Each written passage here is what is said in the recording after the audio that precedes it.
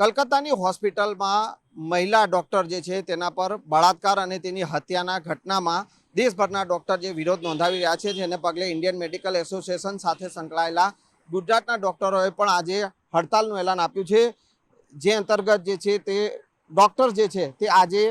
OPD સેવા બંધ રાખવાના છે અને માત્ર ઇમરજન્સી સેવા જ ચાલુ રાખવાના છે। તેને લઈને અત્યારે આપ જે જોઈ શકો છો કે વસ્ત્રાપુર વિસ્તારનું જે છે આ કેડી હોસ્પિટલનું સિટી સેન્ટર છે,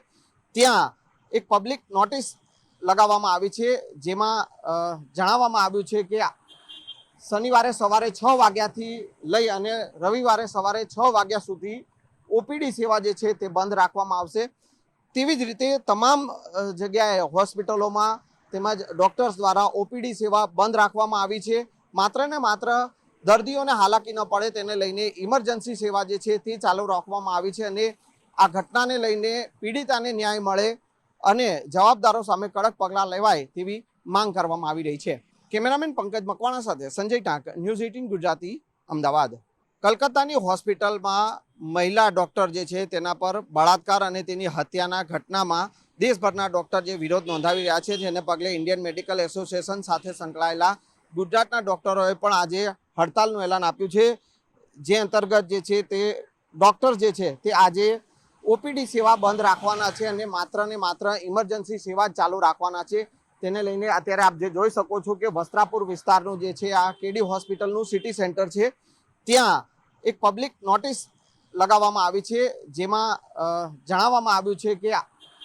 શનિવારે સવારે 6 વાગ્યાથી લઈ અને રવિવારે સવારે 6 વાગ્યા સુધી ઓપીડી સેવા જે છે તે બંધ રાખવામાં આવશે। તેવી જ રીતે તમામ જગ્યાએ હોસ્પિટલોમાં તેમજ ડોક્ટર્સ દ્વારા ઓપીડી સેવા બંધ રાખવામાં આવી છે। માત્ર ને માત્ર દર્દીઓને હાલાકી ન પડે તેને લઈને ઇમરજન્સી સેવા જે છે તે ચાલુ રાખવામાં આવી છે અને આ ઘટનાને લઈને પીડિતાને ન્યાય મળે અને જવાબદારો સામે કડક પગલાં લેવાય તેવી માંગ કરવામાં આવી રહી છે। કેમેરામેન પંકજ મકવાણા સાથે સંજય ટાંક, ન્યૂઝ 18 ગુજરાતી, અમદાવાદ।